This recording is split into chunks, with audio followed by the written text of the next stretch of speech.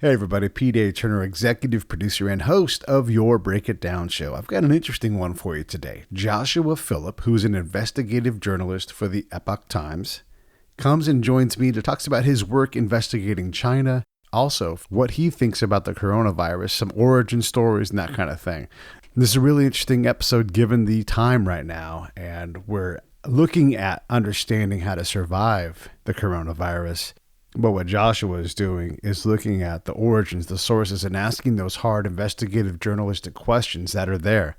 Now, sometimes this stuff's going to be a little bit hard to swallow. I know you can take it. But here's the thing about Josh. This is what he does for a living. He looks into these things, and when you start to put the pieces together, you end up with more questions than certainties. So this will be a challenging episode. I know you're going to enjoy it. I know you're going to enjoy Josh's work. You can find him work at the Epoch Times website. He's also on Twitter, so not hard to find Joshua and engage with him there. Okay. If you like the show, you like what we're doing, obviously we cover a lot of topics. We got some really exciting stuff coming up. Do support the show by subscribing, rating, reviewing, telling friends. These are all great things. If you share episodes that you find particularly interesting, these are really, really good ways to help support the show and get the word out there. Think about the things you normally post.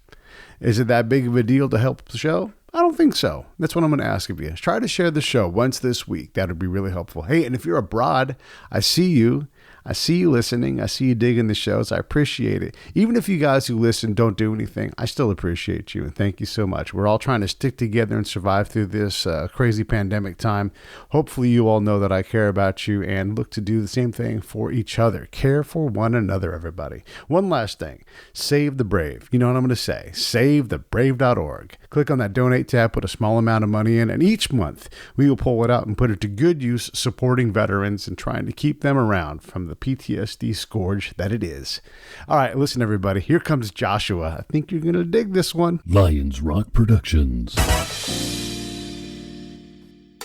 This is Jay This Moore. is Greg Proops. This is Jordan Harbinger. This is Dexter from The Offspring. This is Nathan This is East. Sebastian Younger. This is Rick This Marotta. is Stuart Copeland. This is Mick Gillette. This is Andy Summers. Hey, this is Skunk Baxter. This is Gabby Reese. This is Rob Bell. Hey, this is John Leon Guerrero. Hey, and this is Pete A. Turner. Hey, this is Joshua Philipp, and welcome to the Break It Down show. Yeah, Joshua's on the Break It Down show. I met him and Siamic. They're from the Epoch Times. And actually, you guys should go to YouTube and watch Crossroads, which is Joshua's show. He is an investigative journalist, and he covers China specifically. And I have a question already for you, Joshua, but I want to make sure we spend a moment talking a little bit about what Epoch Times is, just real briefly, so that those that haven't heard of it or have seen it but don't know much about it can get clued in. But then I want to get into the investigative journalistic side of it, and then finally get into the coronavirus part, which you've done a lot of work on. So just give us a basic primer on the Epoch Times and what it is that you guys are trying to do. The Epoch Times was started in 2000 by Chinese Americans, and the reason they started it was originally actually for Chinese overseas, living outside of China, mainly because they saw an issue that there are no real media outside of China or inside China for that matter that aren't controlled or, let's say, controlled under pressure by the Chinese Communist Party. And so they saw a need for a media that could provide people with real, accurate, kind of fearless reporting when it came to China.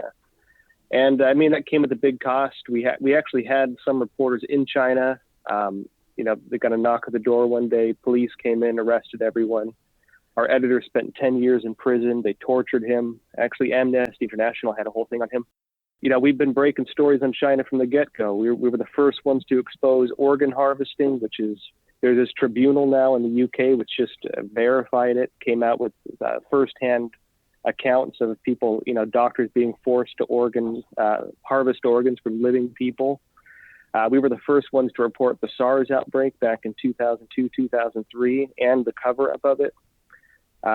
You name it. We've been on the front lines of a lot of issues with China. You said Amnesty International got involved because they arrested one of your guys' journalists or editors, but how is that even possible in this day and age that you can arrest someone from the press?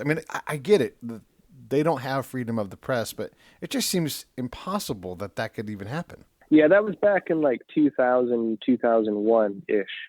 And I mean, this is not unheard of in China. Just recently, the Chinese Communist Party, well, Hong Kong, arrested the editor of Apple Daily, which is one of the only other independent media for the Chinese communities. I should make it clear too. Epoch Times now, we're 23 countries. 23 countries, 17 languages, something like that. Wow. I mean, we're all over the place. English is our kind of main focus right now. Basically, we saw a need for honest, traditional, just to the point journalism like it used to be, for not just the Chinese people, but for all, pretty much the whole world. So that's where we're at now. Okay, and then you are an investigative journalist, and look, because of this time, it's easy to wonder about the credibility. It used to be investigative journalists were respected, and you guys are real hard line on your sources and everything else, and you wouldn't put stuff out that wasn't legitimate. Nowadays, I have to do a bona fides with you because there's so much pandering and nonsense. Give us an idea of like where you are with the investigative journalist thing, and then how did you even get into this line of work? It was actually unintentional, and I mean, fully agreed with you on that too. Just real quick, journalism is a complete mess these days. There's so much special interest in journalism. There's so many people just playing the party politics, playing the special interests, playing the political views. I mean, I personally can't stand most journalism these days. And in my work, I hope to not be like those types of journalists who I don't particularly enjoy reading. Yeah. Maybe is a nice way to put it. But my kind of introduction, how I got started with investigative journalism was actually unintentional. Long story short, back in 2008, I had been reporting for Epoch Times as a freelancer between 2006 and 2008. 2008. I moved to New York for an internship because our main office is in New York. And I was assigned to go report on a series of incidents that were taking place in one of the biggest Chinese communities, which is Flushing, Queens. If you're in New York, you probably know Flushing. If you head to the end of the 7 train into Queens, like the very last stop is Flushing. And it's kind of like the new Chinatown. Okay. Chinatown, as a lot of people know, in Manhattan, kind of, it's not what it used to be. Flushing is the real Chinatown these days. And there were some serious, weird things going on in Flushing. Basically, there were crowds of like hundreds of people gathered on the streets, beating people up, spitting on them, threatening to kill them. I mean, you name it. I mean, shoving around old ladies, like threatening to kill their kids. I mean, crazy stuff, totally crazy stuff. I was like told, okay, go figure out what's going on, go report on it. Right. I'm like, great. That sounds like a good, kind of, as a new reporter, you stuff like this is interesting because right. you kind of want that adventure. You know what I mean? Yeah. And so I go out there and I'm like trying to figure out what's going on. And people are like, oh, those guys are spies. Those guys are with the Chinese consulate. All kinds of stuff. And I'm sitting there like, I'd never encountered anything like this. They point to a guy and like, yeah, that's a spy from the Chinese consulate. It's this like sweaty dude in a wife beater who like doesn't look like he showers. And I'm like, and I mean, me, growing up on like James Bond movies, I'm like, yeah, that's not a spy. Come on, guys. Like, where's this Aston Martin? Yeah. I'm like, yeah, that's not a spy. That's just like, I'm surprised he actually has a home, right. Let alone like gets money from a foreign government. You know what I mean? Yeah. Long story short, here's what was happening. There were targeted attacks against people who practiced Falun Gong, which is a Chinese spiritual practice. Epoch Times is one of the first media to really expose the persecution of Falun Gong. Part of the reason Epoch Times started, which I should have mentioned earlier, was because basically in 1999, the Chinese Communist Party launched a persecution against 70 million to 100 million people. These were people who practice. It's kind of like Tai Chi. You ever seen this before? Chinese people doing like slow movements in the park. Right. They call it Qigong. Falun Dafa or Falun Gong is a type of Qigong practice. And so it's kind of like this morning exercise people do. And it has a moral foundation in truthfulness, compassion, and tolerance. Long story short, Falun Gong was the most popular Qigong practice in China. The Chinese Communist Party declared it was a threat to the atheistic rule of the Communist Party.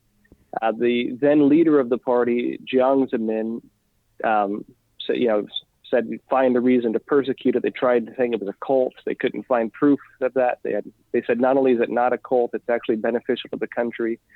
Jiang Zemin said, well, persecute it anyway. And so what they did was they manufactured fake news, propaganda, broadcasted it 24/7. All the Chinese media had this, nonstop, and all the Western media, because they had no other sources, just repeated what the Chinese Communist Party was saying. And so you had roughly 1 out of every 15 Chinese people targeted with, kidnapping, torture, re-education through labor, killing, you name it. And not only was the world not calling for an end to this or condemning it, but a lot of the world was actually supporting it or just turning a blind eye to it. Wow. And so Chinese Americans saw this and this is sickening. This is horrible. We need to find a way to tell people what's going on. And that was part of the reason why they started Epoch Times. But long story short, the Chinese Communist Party, I'd later discovered, and I'll get into that whole discovery process, was trying to find a way to somewhat export that persecution abroad. And so there were these large scale, at least that was the allegation at the time, which I did manage to verify. I'll get into that. But anyways, there were these large scale attacks in this Chinese community, and not just Flushing, but all Chinese communities. There's another Chinatown in Brooklyn and one in Manhattan. There were also attacks, but the largest were in Flushing. And they were attacking Falun Gong practitioners. They were attacking democracy activists, and they were attacking house Christians. It was bizarre, man. I wish I could illustrate it better with words, but it was really bizarre. In fact, you can still find some videos online of it, probably. I started noticing some weird patterns. Well, the first thing that really piqued my interest was that one, as I mentioned, but as I just now mentioned, it wasn't just in Flushing this was happening. This was happening in Chinatown in Manhattan, and this was happening in Chinatown in Brooklyn. And so I'm like, okay, this is something bigger. This wasn't just happening in Flushing, Queens. This is also happening in Manhattan, Chinatown. This is also happening in Brooklyn. But then something even crazier started happening, which is that these same attacks started happening in other countries. The same attack started happening in France. Same attack started happening in Taiwan. Started happening in Hong Kong. Started happening in all kinds of countries. Yeah, the same kind of attacks started happening in other parts of the world. And as soon as that starts happening, I'm like, okay, something coordinated is probably going on here. Maybe there is some truth to this whole, Chinese consulate behind it. Maybe there is some truth to this whole spy thing. And so I started looking for signs of that. And I noticed one thing that was interesting, which is that a lot of the groups launching these attacks had something in common. They had bullhorns, they had banners, they had shirts sometimes that had the names of different Chinese fraternal organizations on them, such as the Shandong Association, the Fujian American Association, the Peking Association, these types of things. And for a lot of people who don't know, this is actually pretty significant. It's one of the reasons why Chinatowns are so hard to understand from the outside. These associations are what are known as tongs. And the tongs are like the unofficial governing bodies of Chinatowns. Now, this kind of goes far back. Basically, traditional Chinese society, you didn't have government below the county level. Beneath the county level, you had kind of like a bottom-up social, grassroots government. And that was the family associations, that was the guilds, hometown associations, those kinds of things, the tongs. Underneath the tongs are also the triads, the Chinese mafia. And so, for example, the Fujian American Association is the front for the Fuqing gang, one of the largest transnational organized crime groups in the world. These guys are human traffickers, drug traffickers, smugglers, you name it, they do it. In the 90s, there was that human trafficking incident. It was the Golden Venture. It was a ship that ran aground off the coast of New York. A lot of people, basically died in the freezing water. These groups were also behind the Chinatown bus wars. In the 90s, they were a mess. You had guys shooting up, Chinese restaurants with Uzis and stuff like that. But anyways, I started noticing these tongs were involved. And seeing this, I was like, okay, maybe there is something going on here. And then something even more interesting happened, which is that the Chinese consulate general at the time, Peng Ke-yu, was seen meeting with the heads of these organizations, shaking their hands and congratulating them. And so there you have then an example of not only Tongs involved with direct connections to the Chinese mafia, but also the Chinese consulate general going and congratulating them. And then I started finding different politicians being involved in it, Chinese politicians in the U.S. Started finding different types of community leaders involved in it. And this started painting a very strange picture, one that I couldn't quite understand at first. And what this ended up leading to was my discovery of what's called the United Front.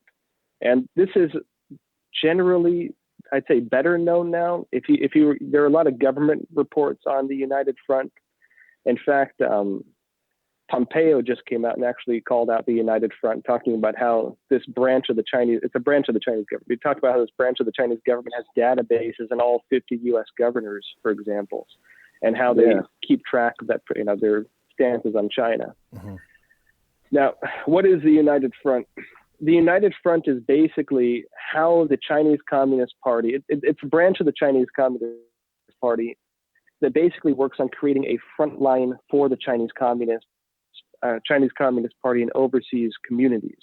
It's extending the reach of the Chinese Communist Party into foreign countries. And so basically it turns Chinatowns in every part of the world into like mini Chinese provinces. And it works by basically subverting the Tongs. And so they'll work through the Chinese consulates. In fact, the New York Chinese consulate, you can go on their website, at least up to a couple weeks ago. I checked it out, and I actually did a report on it and a video on it. If you were to go on the New York Chinese consulate website, and you'll see that the United Front is listed as one of their missions. And so these guys will go into the Chinatowns, they'll approach the Tong leaders, and they'll try to win over their support. And if they win over their support, they gain control of all the members of that Tong. And these Tongs, I mean, you have business Tongs, you have police Tongs, you have oil worker Tongs, you have, let's say, IT worker Tongs, you name it. If there's an industry, there's a Tong for it. If there's an organization in the U.S., there's a Tong for it. And as soon as they gain control over the Tongs have a kind of favor system. If you're a Tong member and another Tong member needs something, you're obligated to provide them with it. And again, they control both the legitimate and illegitimate sides of the society. So you need to get your cousin a job. You can probably find it through the Tong. Of course, you'll have to give some gifts in exchange for that. Mm-hmm. You want to, get your brother the good word to get into the New York Police Department. They'll have a Tong member pull some strings and do some favors and stuff. If you want to have your cousin smuggled from China, they'll have the snakeheads do it. The Tongs are tied to it. If you want to get into the drug trade, Tongs are tied to it. You need some slaves for your restaurant, Tongs can do it for you too. And so, I mean, that's how the whole system works. And that is crazy, man. Wait, let's slow down for a second. So obviously the FBI is on this. They're aware of it, and because they're always doing the, counter gang, counter drug, counter racketeering stuff. No, dude, it's so bad. It's so bad. You have no idea. Now, I thought the same thing. I was like, okay, hopefully the U.S. government knows about this. You know what I mean? Yeah. I'm like I'm on the front lines investigating this stuff. People are like full on threatening to kill me like on a weekly basis, right? Mm. And like walking up to me and saying, we're going to kill you, right? Yeah. And like surrounding me and stuff. But, it was crazy. But But do you take these threats credibly? I mean, are these things you're worried about? They haven't threatened me in like a good 10 years or so now. Mm-hmm. So, whatever. But back then it was pretty dicey. Mm-hmm. I had a contact who was a house Christian and a democracy activist. They told him they hired a hitman to chop off one of his hands. And they slashed his tires of his car because he was going to be holding an event later that day about some of this stuff.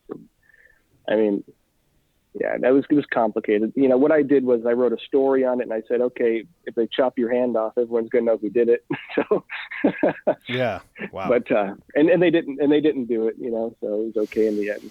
But it was pretty dicey, man. Yeah, it sounds dicey, and I want to get into that, but I really want to transition into this corona stuff because it's so topical. I know you guys are working on a big project yourselves.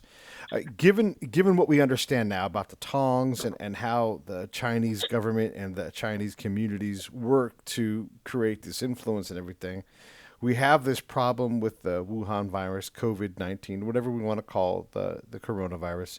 But what do you know to date? And right now it's the middle of March. What do you know to date as far as the origins and all of those kind of things? Well, so here's the big point. We're finishing up as we speak an investigative documentary looking into the origins of the coronavirus. And we're going to be publishing it pretty soon. I think when this airs, it'll either be published or be just about to be published. And here's the biggest point. The Chinese Communist Party lied to the West multiple times about the origin of the virus, about how it was transmitted, about the dangers of the virus, about numbers in the virus. I mean, you name it, they've lied about it. Somehow the West is just satisfied with being lied to. And if you start looking into, okay, what was the origin? What were the intermediary species? What are the real numbers? Then the WHO and different organizations come out and call you a conspiracy theorist. It's bizarre. Basic information you need when dealing with a pandemic, the most basic piece of information is what is the origin and how did it become human transmittable? And the Chinese Communist Party originally said the origin was this Wuhan seafood market. That has been proven to be a lie. That was an absolute lie. And is it a lie or is it the fog of war and they're giving you the best information at the time? It's like 99% a lie, let's put it that way. The patient zero, the very first known case, December 1st, had no known connection whatsoever with the Wuhan market. Wow. No connection. Yeah. 30% of the cases afterwards had no known connection. Not only that, but the Chinese Communist Party after that made a criteria for diagnosis that you had to have had contact with the Wuhan market as part of the criteria of being diagnosed with the virus. And so they changed the criteria to say you would have had to have had contact with the market. They lied to the West about that. Number two, you need to know what the intermediary species is. Let's suspend disbelief for a minute. Let's say, okay, maybe it was and real quick too, they also said it came from bats. There were no bats at that marketplace. That viral video going around wasn't even from Wuhan, or that viral image going around of that woman eating that bat soup wasn't even from Wuhan. I mean, there were no bats. They hibernate this time of year. The whole thing is just, it doesn't line up. But let's suspend disbelief for a minute. So let's pretend that patient zero did have connection to that, which they didn't. Let's pretend they did. Now, what happened? The Chinese Communist Party said it came from that marketplace. What do? They go in there and they just get rid of the entire crime scene. They clean the entire thing out. They get rid of all the evidence. Now, imagine this was a murder scene. They go in there, they get rid of the body, they clean up all the blood, they get rid of the bullet casings, and they say, okay, time for the investigators to come in and figure out how this murder happened. Right. That's what they did. That's what they did. And then even worse than that, when they do testing to figure out like where the virus came from, instead of going and directly testing, saying, okay, what were the intermediary species? What were the animals? They went and tested the surfaces to find evidence of the virus. And they said, okay, there's particulates, whatever you want to call it, of the virus on some of like the booths and stuff, rather than testing the animals. Mm-hmm. That's like saying if there was people are getting sick from a restaurant, and instead of going and testing the food, you go and swab the tables. Right. Yeah. I mean, that's what they did, right? That's what they did. And then they come out into the West and they say, okay, the intermediary after they start getting pressure, what the intermediary species was, they say, oh, it was the pangolin. Now, the pangolin being this like Chinese armadillo looking thing that they don't really have in many other places, which means, for the West, it's not much of a concern. Mm-hmm. But not long after, Nature comes out, journal Nature, and shows that basically the science doesn't line up. They lied again. They messed with the numbers. They messed with the data. It's a lie again. And so, okay, so the origin story is fake. The intermediary species thing is fake. The testing of the surfaces is done in really bizarre ways that suggest that they're not really even testing to find out where it came from.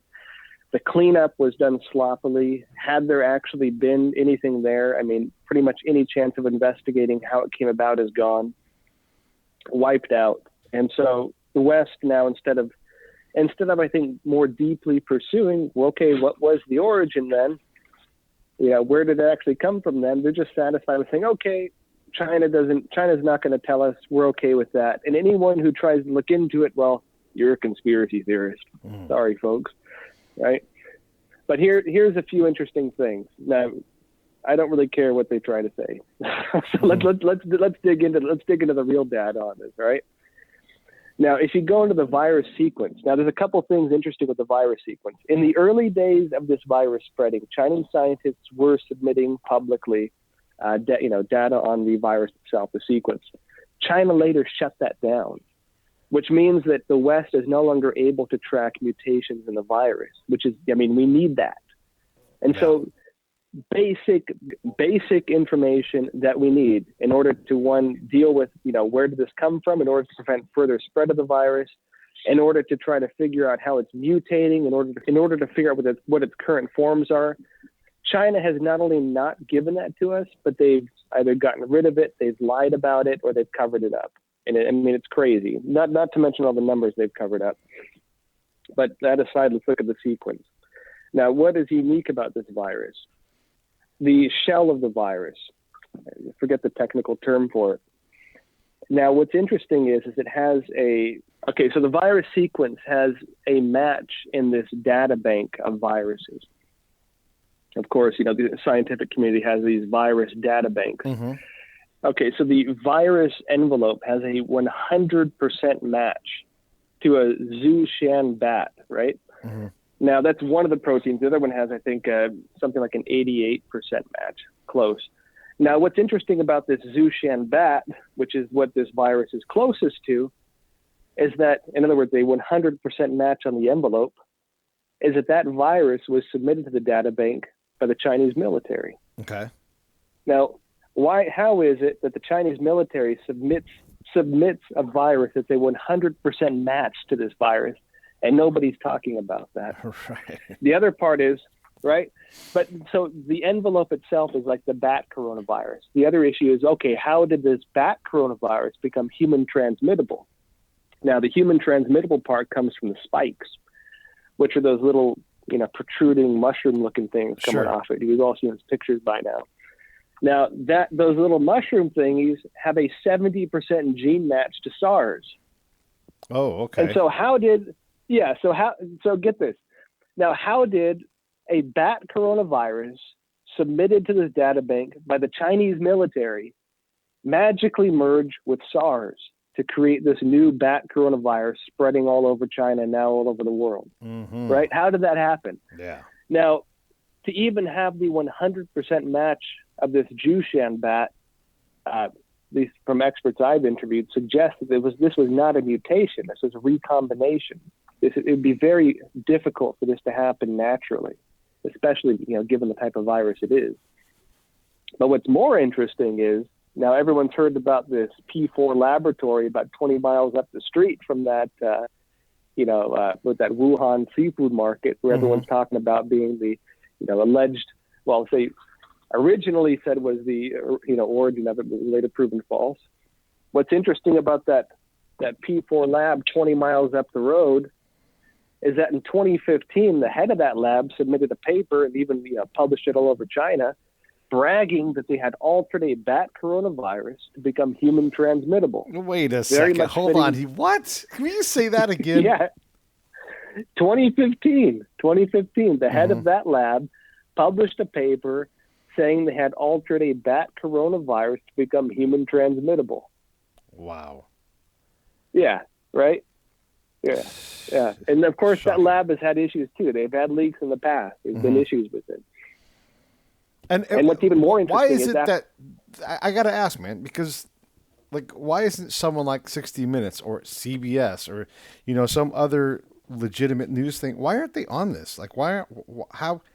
How can this be that nobody else is on this story like that?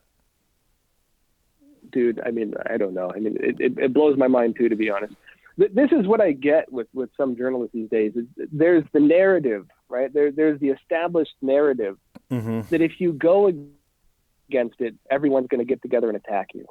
Right now, anyone who talks about that P4 lab is getting called a conspiracy theorist. Anyone who talks about the possibility of a bioweapon is getting called a conspiracy theorist. Right. The WHO is just parroting whatever the Chinese Communist Party says right now. It's bizarre and it's sickening. And I think it calls into serious questions the legitimacy and credibility of the WHO, just being very blunt. Of course, China has a lot of influence at the United Nations, including with the Human Rights Division, which I've written about before. Right. I mean, it's crazy. I mean, just to illustrate this, we actually had one of our other investigative reporters at Epoch Times. He's a freelancer, Alex Newman. He wrote a story just recently exposing something that happened with the UN Human Rights Division, where these defectors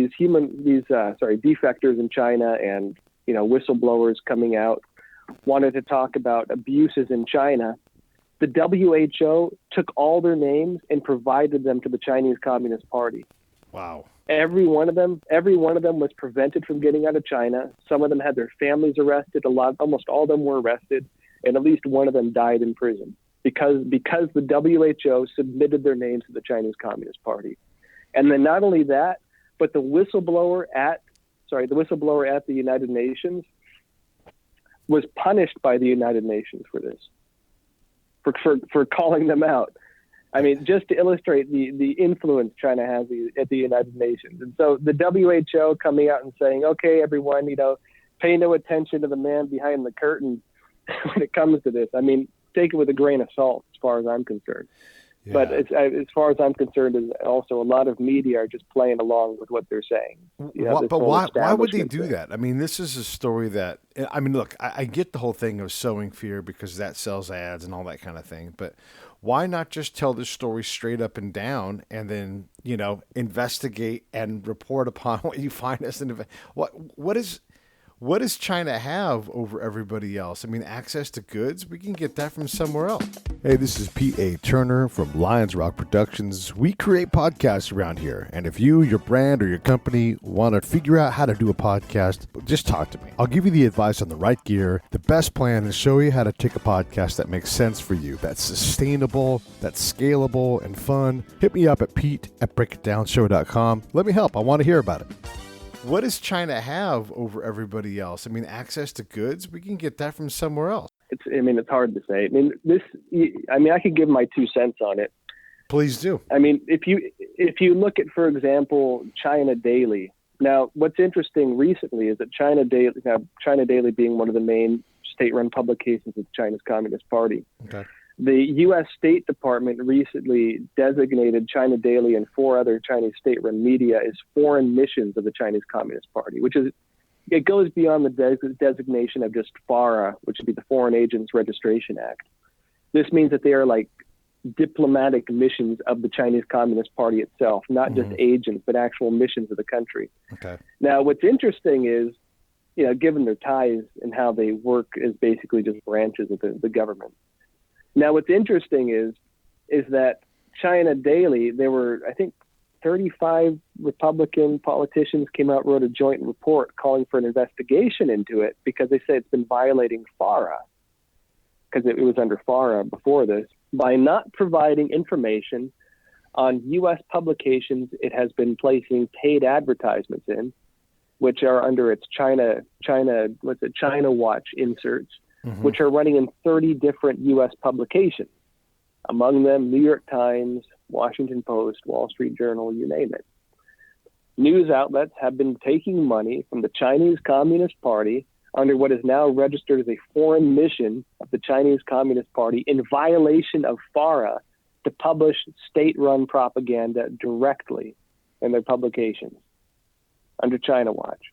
And I mean, that's just the publications themselves. You want to get to deeper levels, you're talking about academics getting subverted, you're talking about think tanks getting subverted, you're talking about, you talk about parent companies of these media. I mean, you get to the high levels of it. I think 6 corporations control just about all the media in the U.S. I mean, it's insane. And then how many of those parent corporations have big, huge business ties with China? Right. Cisco, Comcast, Disney. I mean, you name it. They're all working with China really deeply. Bloomberg. I mean, I don't know if anyone remembers the history of Bloomberg in China. That was one of the more serious ones, I'd say. That was when I think it was.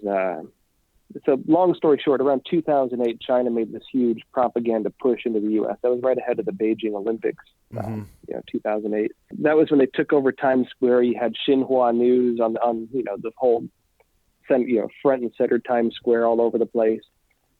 They launched China Daily in the U.S. They had this huge propaganda push. People were panicking.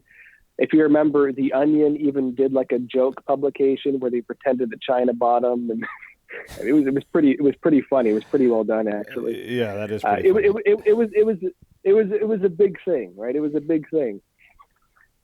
But what happened? So long story short, certain news outlets started calling out China and started getting punished for it. It became scandals every time this happened.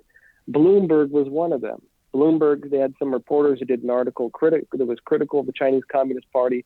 China threatened to pull all the Bloomberg terminals out of China, the Bloomberg financial terminals. And then Bloomberg News came out and said, we will no longer report negatively on the Chinese Communist Party. And so you've had a lot of media, one, because of their own business interests, two, because they're afraid of their journalists losing their visas and being unable to report in China, that have chosen to either report just 50-50, whatever the Chinese Communist Party says, true or false, or two, just not criticize the Chinese Communist Party almost at all. And, except for on some select issues.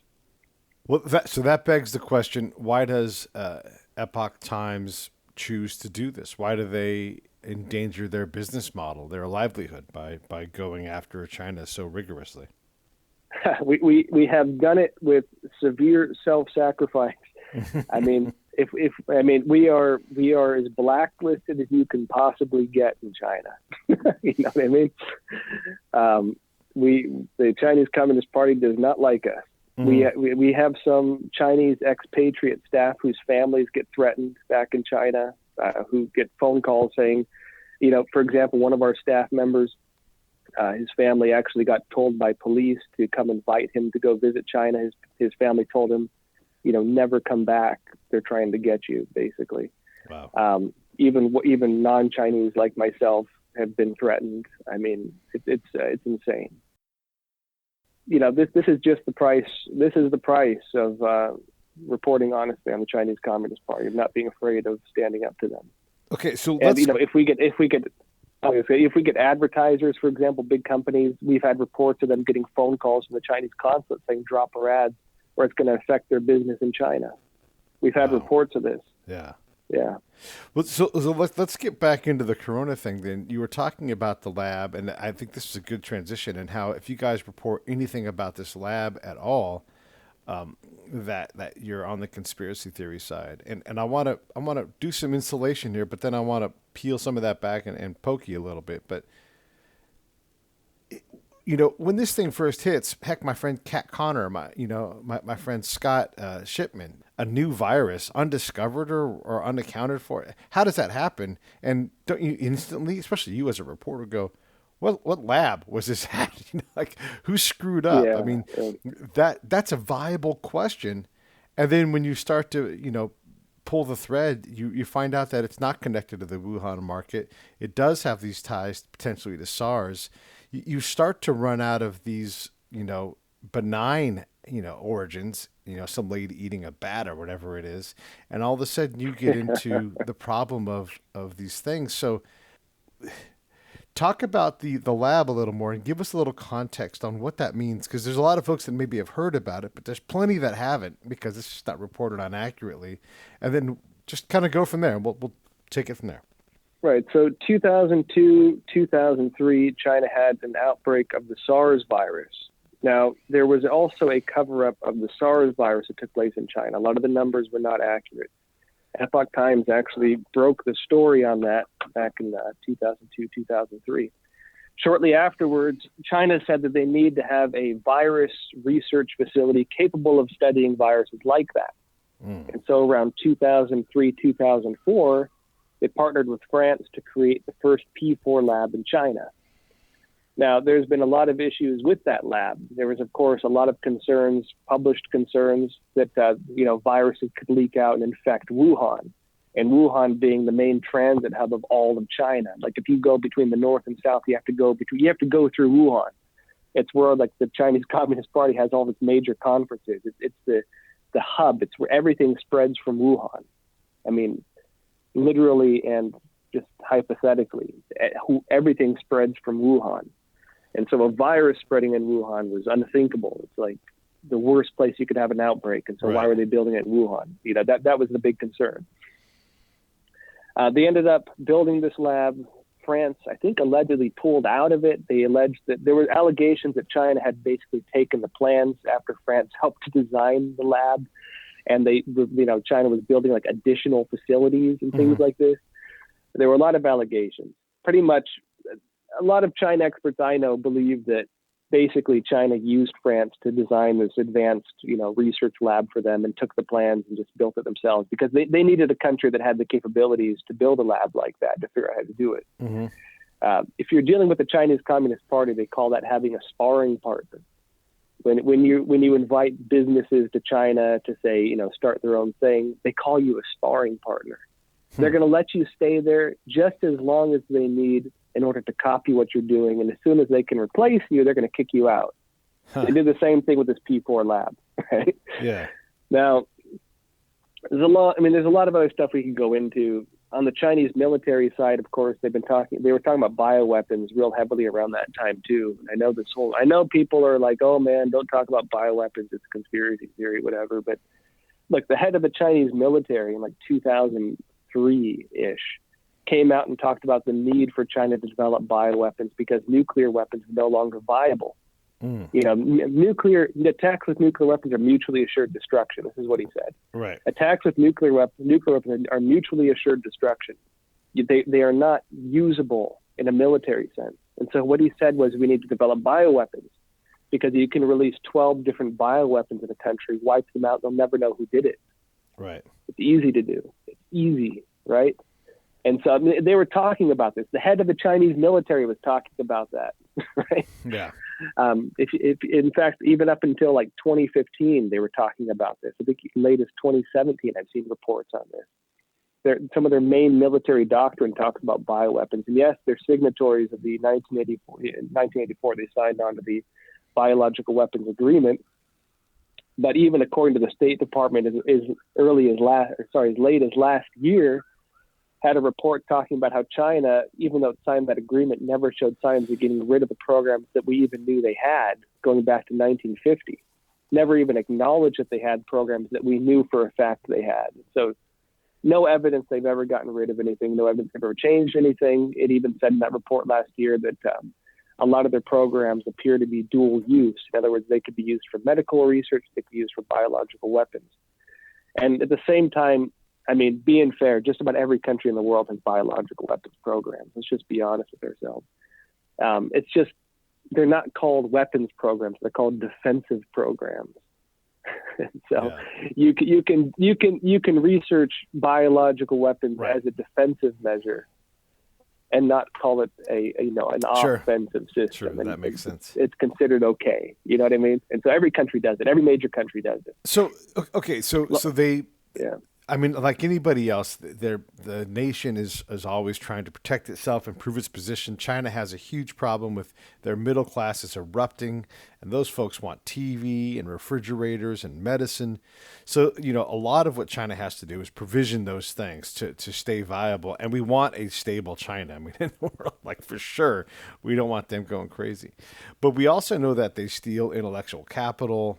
They pirate things. They are terrible on human rights, all these other things. And so I think, to look at this problem with China and how we contain their outbreak in a way that is beneficial to them and not harmful to the rest of the world. Do you want to get on a rocket going to the moon that's made in China or Germany? Let's go on the German rocket. Yeah, So yeah. I don't think it's at all a stretch. And then there's so much of this. China is so big and so pervasive. They really can attack these things in a variety of ways. Do you think, is your sense that this is just a unfortunate group of circumstances that Corona breaks out, and China's not going to do that? You know, we know from Chernobyl, anybody watch this series, and how much, you know, Russia worked to hide the truth, even though they understood the worldwide impact. Is this just a thing that happened that was a bad, you know, like somebody screwed something up protocol wise, and now we're dealing with this, and they're not going to ever admit to it, or is this a purposeful, you know, draft attack on their own people, or looking at the pandemic process or something? I don't know. What do you think? Well, let me explain this on a couple levels. I think there's a couple points first on this lab people should understand. Now, look, a lot of Chinese agents, a lot of these guys, they think Americans are stupid. That's just how they regard us. They think we're stupid. They know that if they smile and tell us anything in a nice enough way, we're going to believe them. And so they can be like, oh, you know, you racist Americans saying China, you know, made bioweapons. How dare you? You're so racist. You know, you're offensive. You should publish apologies in your newspaper. And a lot of newspapers just do that, right? Mm-hmm. In fact, if you read the way a lot of their defensive stuff is just calling people racist, because they know that's our weak point. Okay. They have a saying, which is, it's strangle you with your own system. They study the weak points of your culture and your society, and they just use it against you. They have groups like the Committee of 100, which operates openly in the U.S. that does stuff like this.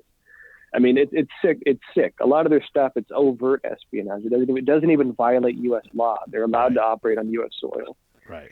When it comes to their internal stuff, I mean, they're so open about it that it's crazy that Western journalists aren't catching on to it. Xi Jinping came out, I mean, just a few weeks ago and said publicly, when talking about the coronavirus, he comes out and he says, we need to make lab biosafety a national security priority. Why does he say, when talking about the coronavirus, making lab safety a national security issue? Right? Like, why did he say that? That had nothing to do with the lab. The head of the Chinese Communist Party comes out and says that. In addition to that, in China, they're no longer even denying it. They're no longer even denying it didn't come from a lab. They're not even denying it anymore. Wow. You know what the narrative in China is right now? What? They're saying it was an American bioweapon used against China. That's the narrative being spread in China. That's right like now. Straight out of the propaganda playbook too, and I'm not making that up. Like when you go to create mis or disinformation, you deny. At some point, you're going to mitigate, but you absolutely try to push it on somebody else. Like it's straight out of the playbook. Yeah, I mean, so in China now, the narrative is this was lab made and it was a bioweapon.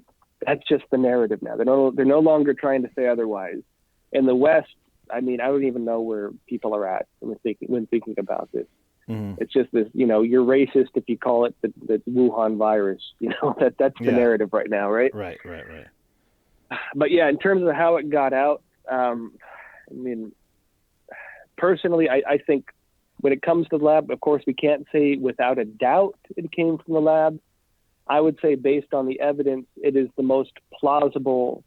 It is the most plausible scenario. You know, if you walk into your house, you know, at one afternoon and there's a glass of water sitting on your table and you didn't pour it yourself, you assume based on logical reasoning that someone poured a glass of water and put it on your table, that it did not magically pour itself and through some miracle of, you know, I don't know, universal properties managed to, you know, pour itself and put it on the table. You assume the most logical way it got there. Someone poured it and put it on the table. Right. This virus is the same way. The most logical way you could possibly understand it based on all the research, based on all the data, is that it came from a lab. That's just the most logical thing. Yeah. Right? Based on all the information.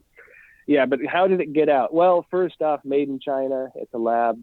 I mean, honestly, it could have gotten out. There have been other virus escapes from Chinese labs in China. In fact, there was one, I think, in Xinjiang province where the Muslim Uyghurs are that got out of a lab. They've had SARS escape at least a couple times now. It's not unheard of for viruses to escape from Chinese labs. This has happened. Mm-hmm. And even if we're not talking about China, I mean, other countries, they have stuff like this happen. It's not unheard of. It's not let's say I don't even want to say it's not rare because it happens every few years, Right. but it happens. Let's put it that way. At the same time, Why is China so, at least from my perception, why are they so bad at this stuff? it's a communist system. I mean, what's the incentive, and how do you move up in a communist system, right? Like, Right. I mean, what's the incentive to do well? People don't care. It's just, there's no incentive to do well. That's basically it. Well, and again, you go right back to the whole Chernobyl thing, and it's just, you see what happens when the accountability is top down. You can't fail up. Like it has to be something else. You're always worried about the narrative and about the nation before the actual incident. It's but I'm actually on that point though. Just one other point. There is a possibility that it was done intentionally, but this is where things get real crazy. All right, so bear with me. Long story short, there are two different political factions that have been kind of fighting for control in China at the Communist Party level. I mean, there are a lot of different factions in China. There are a lot of different groups that have major influence over the system. But when you get to the real kind of top level battle, it's between two factions. One is the Xi faction, Xi Jinping's faction, the current one in power. The other one is the Jiang faction, Jiang Zemin, who was 2 leaders ago. There was Jiang Zemin, Hu Jintao, Xi Jinping, current guy. Hu Jintao aligned with Xi Jinping. Jiang Zemin, basically during Hu Jintao's reign, still basically ran the country. Complicated stuff, right? Now, Xi launched this whole anti-corruption campaign. I won't get into the whole thing because it's like Game of Thrones crazy, right? I mean, crazy stuff. Guys, trying to kill each other, you name it. Game of Thrones crazy when you get into the stuff. Xi Jinping launched his anti-corruption campaign, allegedly to get rid of corruption. Almost all the guys he targeted were Jiang Zemin guys. Basically, Jiang Zemin had created this whole pay-to-play system throughout the entire Chinese Communist Party. Not saying it was free of corruption before or is free of corruption now in any way, but, of course, those guys were all pretty dang corrupt anyways. Basically, Xi Jinping now mostly controls the Chinese military. One thing he does not currently control are the Chinese laboratories. And so the head of that Wuhan lab is very close to Jiang Zemin's brother. And there are some China analysts who believe that Jiang Zemin might have had something to do with this leak because it was very well timed. I mean, if this faction is being cornered, in which they are right now, and they're risking collapse, which they are right now, I mean, it is not in any way beyond them to do something desperate. And I mean, this was the faction that started the persecution of Falun Gong. This is the faction that started pretty much a genocide against 100 million people. Torture, re-education through labor, live organ harvesting, you name it. That's the faction that did it. Killing 1,000 people is nothing to them. I mean, killing 1 million people is nothing to them. And so, releasing a virus at the worst possible time for the Xi faction, I would expect them to do it. Let's put it that way. I wouldn't even say I wouldn't put it beyond them. I would be surprised if they didn't do something like this if they had the opportunity. And the timing of it was perfect. Well, let me just say this too. From working abroad in a lot of places like Iraq, we were trying to figure out why these guys kept getting targeted and blown up, right, coming up into the elections and everything. And these weren't people that we had in our radar. And one of the days they blew up the guy's house, but not him or his family. And I'm asking the general, and I'm like, what do you make of this? And he just smokes on a cigarette. It is politics. If they wanted him dead, he would be dead. They just want him to not run for office anymore. It is politics. I'm like, oh, okay, you guys play hardball around here. How considerate? Yeah, how considerate? Yeah, they gave him a chance we like to you, make a choice. but we don't like you that much. Yeah. But I mean, I think that you're right. Like when you look at these things, we're terrified to report on it. It's very hard to get reliable reporting. I'm assuming a lot of your sources are in country to get that reliably out, that information. It's the same thing like when we look at Iran. And you get and more, this is becoming possible because Iran is being cracked open from the inside out and by technology from the outside in. You can see the videos and the reporting, and it matches up, across disparate people. And you're like, they are telling the truth. The government is not. So when we look at something like the coronavirus, the COVID-19, the Wuhan market virus, whatever we want to call it, I think until we have a real idea on what the narrative is, we have to at least make possible still that this thing broke out of a weapons facility and quite likely was let to expand based to improve someone's political position. I don't think that's a conspiracy theory. I think that with what we know so far and how the Chinese treat one another and the rest of the world, I think it's a viable thing. Well, I've talked about this before. I think one issue Americans, well, not just Americans, a lot of Westerners in general, we have when trying to understand things like the Chinese Communist Party is we're too nice. Yeah. It's not conceivable to us that a government would do things like that. You know what I mean? Yeah, I do. It's just too much. Mm-hmm. It's almost like we can't. You want to have a real solid reasoning behind things that would justify something as crazy as that. Where for some of these people, I mean, they'll do terrible things for very, very minor pieces of self-interest. I mean, it can be things that seem very minor to us, and they'll do drastic, horrible things to protect that little bit of self-interest for themselves. I mean, there are people who don't think like us in the world, and it's a hard realization to come to when you start dealing with stuff like this. So when does the piece come out, and where can we find it, and how do we get more of what you're doing? The documentary is not set in stone. It'll be out next week sometime. You can check the Epoch Times homepage website, TheEpochTimes.com. You can also check me out on Twitter. I'll have it posted there. And that's at Josh J. Philipp, Philipp. Yeah, and definitely I'll put all that stuff in the show notes so you guys can find it. It's interesting talking to you, Josh, and I want to have you come back and talk about China some more because it's just such a big...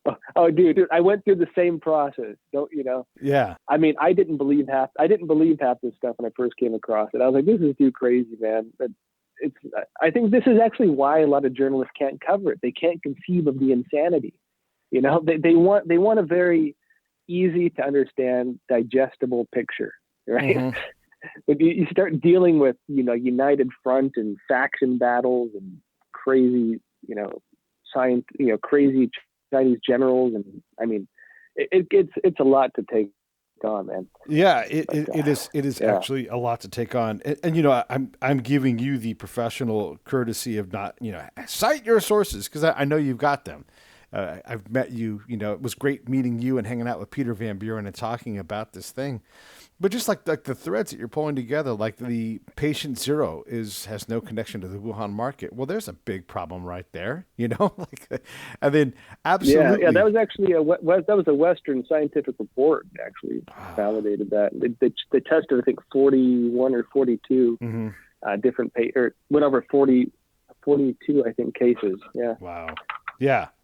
Yeah, and these things matter. These facts matter, and I'm glad you're out there doing that. And I appreciate also, by the way, that the Epoch Times is focused on journalism and investigative reporting, and they don't endorse candidates because, is there anything more pandering than that?